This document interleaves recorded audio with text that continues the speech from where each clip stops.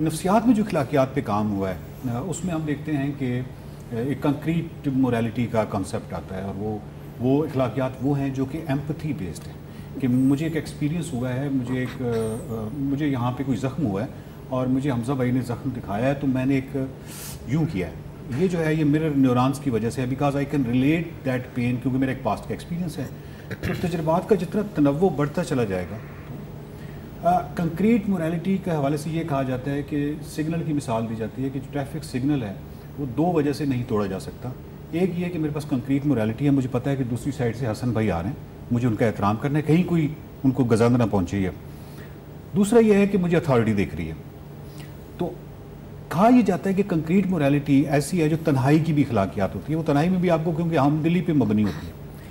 میں آپ سے یہ پوچھنا چاہتا ہوں حسن بھائی کہ جو ہماری مذہبی اخلاق اور پوری دنیا کی ہم بات کریں تمام مذاہب کی، وہاں پہ ہمیں یہ کمزوری نظر آتی ہے، اس کی کیا وجہ ہے؟ جی بہت شکریہ جناب، بہت اچھا سوال ہے آپ کا. دیکھیے مذہب جو ہے وہ انسانوں کو ایک ضابطہ اور ایک اصولی گائیڈ لائن دیتا ہے. اس کے بعد مذہبی انسان ہو یا غیر مذہبی انسان، یہ اس کا ارادہ اختیار ہے کہ وہ کس درجے میں اس حقیقت کو پرسیو کر کے اپنے ایکشنز کے ساتھ اکوموڈیٹ کرتا ہے. ہمارے عام طور پر مذہب گفتگو کرتے ہوئے زیر بحث آتا ہے مذہبی لوگوں کے رویے، ان کے تعاملات کے پس منظر میں، اور ہم یہ سمجھتے ہیں کہ آدمی مذہبی ہو جاتا ہے تو اس کے نتیجے میں اس کے ہاں اخلاقیات کا اس درجے میں صدور نظر نہیں آتا. غیر مذہبی ہوتا ہے تو اس طرح نظر آ جاتا ہے. تو میرا خیال ہے کہ چیزوں کو اس سے اوپر اٹھ کے کانسیپچولی دیکھنا چاہیے. مذہب کا جو تصور اخلاق ہے وہ کوئی خارج سے نہیں آیا، وہ آپ کی فطرت کے اندر جو کچھ حاصلات موجود ہیں انہی کو پکار کر وہ آپ کو توجہ دلاتا ہے. ہر دنیا کے معاملے میں اخلاقیات عمومی ضابطے آپ کو دیتی ہے، اس کی تفصیلات میں آپ کو رہنمائی کی ضرورت ہوتی ہے.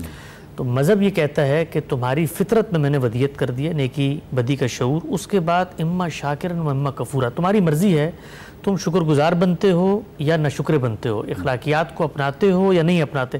مذہب کا اپنا پورا مقدمہ اخلاقیات پہ کھڑا ہوا ہے. دیکھیں شرک کی بات کرتا ہے تو اس کے پس منظر میں اخلاقیات ہی ہوتی ہے کہ خدا کی نسبت سے جھوٹ بول رہے ہو تو جھوٹ بولنا ایک برائی ہے. اب شرک کے مظاہر پیدا ہوں گے، اس کی تفصیلات آگے پیدا ہوں گی، تو پھر مذہب کے رہنما دنیا میں آئیں گے اور وہ پھر لوگوں کو اس کی تفصیلات سے آگاہ کریں گے. ایک اور نقطہ میں یہاں پر بات کرنا چاہتا ہوں. ہمارے عام طور پہ سمجھا جاتا ہے کہ مذہب کا مقدمہ خوف سے جڑا ہوا ہے، یعنی مذہب کی اخلاقیات میں خوف کا ایک عنصر ہے، ایمپیتھی کا عنصر نہیں ہے. جب آپ مذہب کے براہ راست ماخذ کو پڑھتے ہیں نا تو وہ خوف اور ایمپیتھی سے اوپر اٹھ کے حقیقت شناسائی کی طرف آپ کو لے کے جاتا ہے. اس حقیقت کی شناسائی میں کانسیکوینسز ہیں جس کے بارے میں آپ کو توجہ دلاتا ہے. تو جس کو آپ کو لگتا ہے نا کہ خدا ڈرا رہا ہے یا آپ کو وہ تنبیہ کر رہا ہے، نتائج سے وہ متنبع کر رہا ہوتا ہے، یعنی وہ اصل میں خوف نہیں ہے، وہ نتیجے یا کانسیکوینسز کے بھیانک ہونے کا خوف ہے کہ اگر تم اس طرف جاؤ گے. بالکل ایسے ہی ہے کہ ایک راہ چلتے شخص کو یہ اشارہ کیا جائے کہ آگے پل ٹوٹا ہوا ہے اور وہاں پر تنبیہ کا ایک بورڈ لگا دیا جائے، اور اس کے نتیجے میں اس کے دل میں ایک احساس پیدا ہو، تو یہ احساس دراصل اس کو خوف دلا کے ڈرا دمکا کے روکنا نہیں ہے، کانسیکوینسز کی نوعیت سے آگہی اس کو دینا ہے. تو میرا خیال ہے کہ جب آپ بات کرتے ہیں مذہب کی، اخلاقیات کی، ہمارے ہاں مذہب ایک روایت کے طور پہ آتا ہے. آپ دیکھیے کہ ہم خود سب مسلمان پیدا ہوئے، یہ شعور کی عمر کو پہنچنے کے بعد ایک مرحلہ ہوتا ہے جس وقت آپ نے ری ڈسکور کرنا ہوتا ہے اپنے نظریات کو. ہمارے 90% مذہبی لوگ ان مذہبی شناختوں کو ری ڈسکور کبھی نہیں کرتے. اگر وہ اس کو ری ڈسکور کریں تو ان کو پتہ چلے کہ مذہب کی اوورال اورینٹیشن کیا ہے.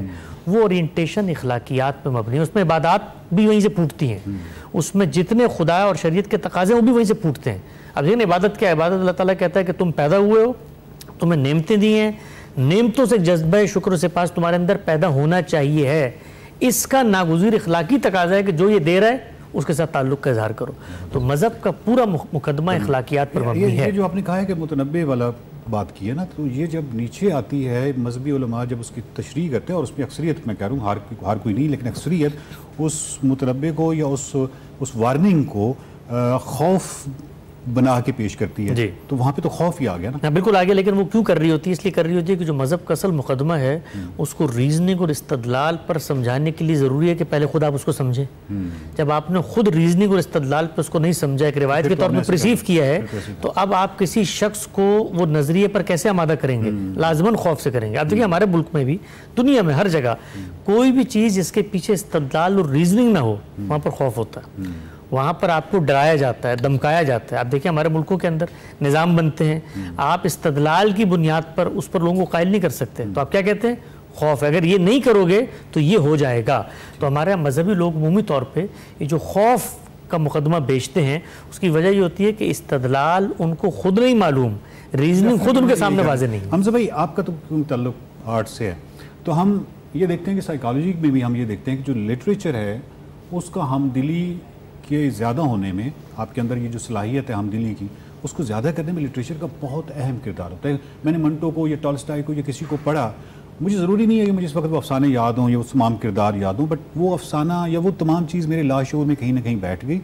اور انسان کی زندگی کیونکہ ویسی تو بڑی محدود سی ہے، محدود سے تجربات ہوتے ہیں، بٹ لٹریچر سے آپ تجربات میں اضافہ کر سکتے ہیں، دوسری سٹوریز اور وہ تمام چیزیں، اور ہم دلی میں اضافہ کر سکتے ہیں. آپ یہ سمجھتے ہیں کہ لٹریچر کی جو ایک سگنیفیکنس ہے اس کے حوالے سے آپ کچھ؟ پہلے تو میں آپ کو آنیسٹلی مبارکباد دیتا ہوں کہ ہمارے معاشرے کے اندر اس طرح کے پروگرامز کرنا جو ان پہلوؤں کو اجاگر کرتے ہیں، خاص طور پہ اخلاقیات کو، بیکاز خدا جانتا ہے کہ کتنی ضرورت ہے ہمارے معاشرے میں اخلاقیات کے اوپر گفتگو کرنے کی. تو آپ بہت زیادہ مبارکباد کے مستحق ہیں کہ آپ یہ کوشش کر رہے ہیں.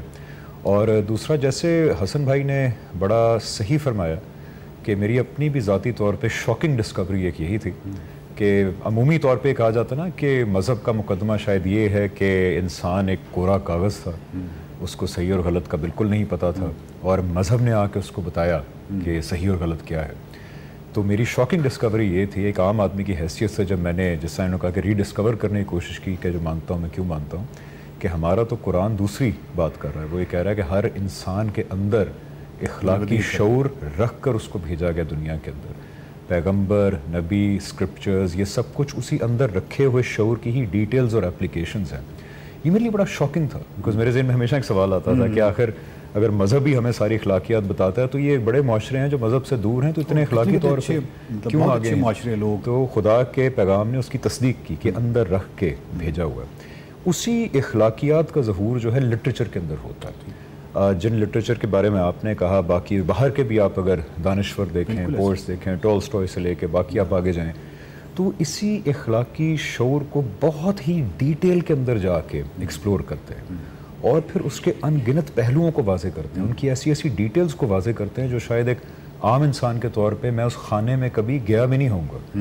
اس لیے لٹریچر ایک سوسائٹی کے لیے اس کو سیریسلی لینا، اس کو آگے پڑھانا، اس کی نوانسز پہ بحث کرنا، یہ بہت زیادہ ضروری ہے کہ ہم ان اخلاقیات سے فائدہ اٹھا سکیں اور ان سے سیکھ سکیں. لیکن ہمارے معاشرے کے اندر بہت ہی ایک بدقسمتی رہی ہے کہ آرٹ کو، لٹریچر کو ہمیشہ مذہب سے متصادم قرار دیا جاتا ہے. ہمیشہ اس کو ایک کلیش کے طور پہ پریزنٹ کیا جاتا رہا، بیکاز جو بہت پاپولر انٹرپریٹیشن ہے مذہب کی وہ تو کہتی ہے کہ ہر طرح کا آرٹ، لٹریچر یہ تو فضولیات ہیں، یہ تو لغو چیزیں ہیں، اور اصل میں تو یہ معاملہ ہے. تو یہ میرا خیال ہے کہ ان دونوں کو ملانے سے ہمارے بہت پازیٹیو امپیکٹ ہو سکتا ہے، جہاں ہمیں مذہب کے اندر جا کے دیکھنا ہے کہ ہماری کبھی کبھی یہ ہوتا ہے اصل میں کہ ہمارا اندر کا اخلاقی شعور بہک بھی سکتا ہے ایپلیکیشنز میں آ کے، تو وہاں پہ مذہب آ جاتا ہے، اسکرپچرز آ جاتے ہیں جو آپ کو پھر اخلاقی شعور کو صحیح ڈائریکشن میں لانے میں بڑی اہم رول ادا کرتے ہیں.